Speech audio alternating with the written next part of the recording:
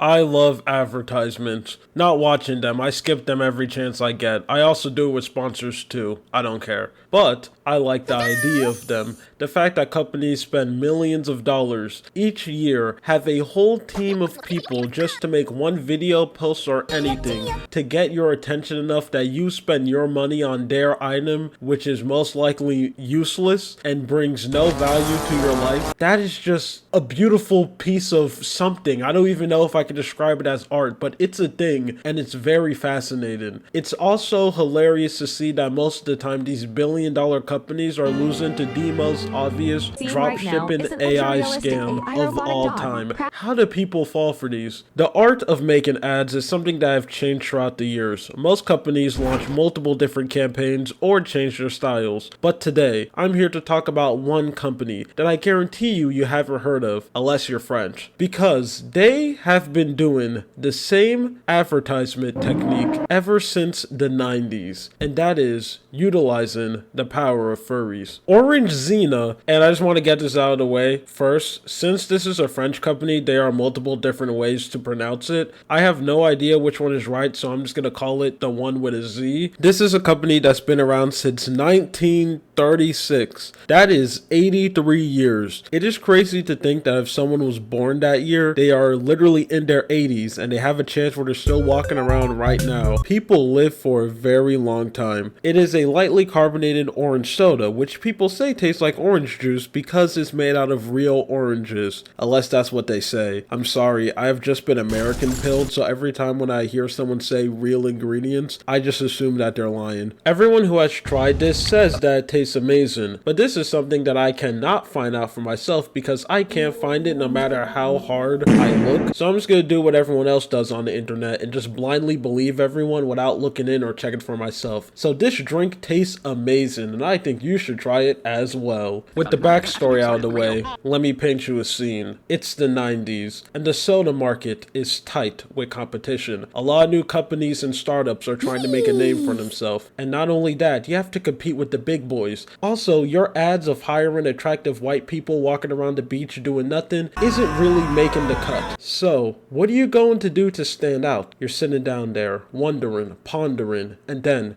it comes to you. You have to take advantage of one of our most primal instincts, something that humans wanted to do since the beginning of time, and that is goon into animals that have proportions of humans. I mean, way back then in Egypt, this is how they used to draw their gods. They were onto something. They knew what the peak beauty standard was going to be thousands of years in the past. Let that sink in. Then you get your marketing team together and make this masterpiece. And you never look back. Because you know, with this style, you can blaze your own path. This campaign is the first time they ended up using this tactic to market their drink. And these posters just look horrifying. The suits that they are using straight up looks like some taxidermy stuff, especially this one with the goat. You can see the shame in the person's eyes wearing this suit. They know that this is going to be remembered forever, and no matter what they do, they are not going to be able to escape this. And ever since this fateful idea, this has been the advertisement technique that they have been using moving forward. A furry holding a nice refreshing bottle of orange Xena. I'm just gonna say both. Let's go and look at some more, especially from their 2008 to 2011 line, because boy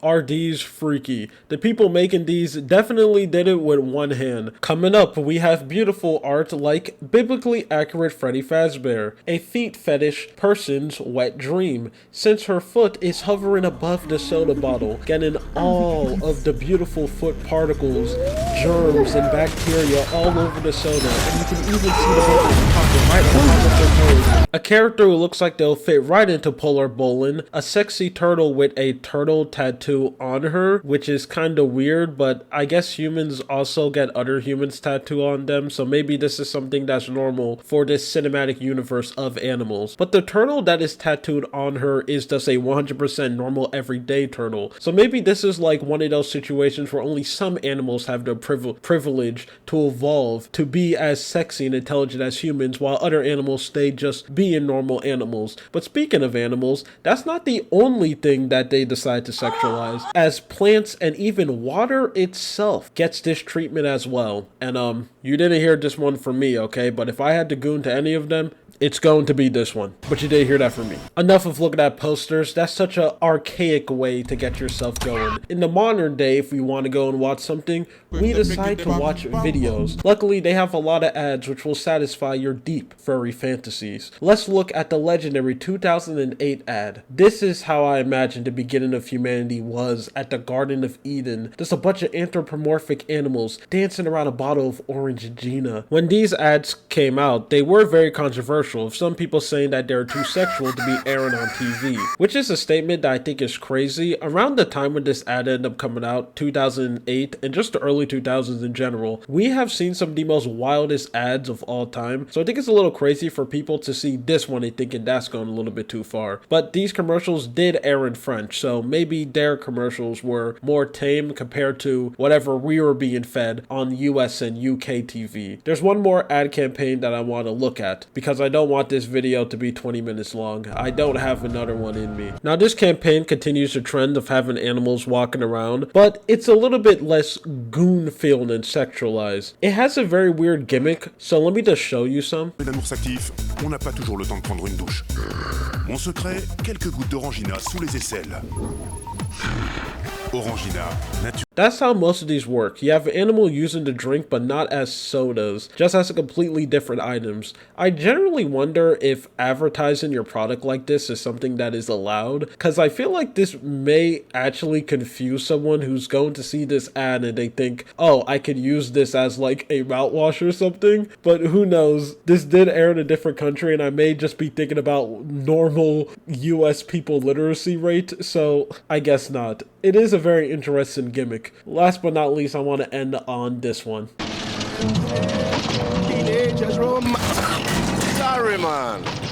Hey, it's funny. No matter where you go, people will always find a way to depict black people in a very stereotypical way. Anyway, that's it. Yes, the next video is going to be the very long Uma Musume one. It is actually being worked on. So anyone who cares, it's coming. Bye-bye.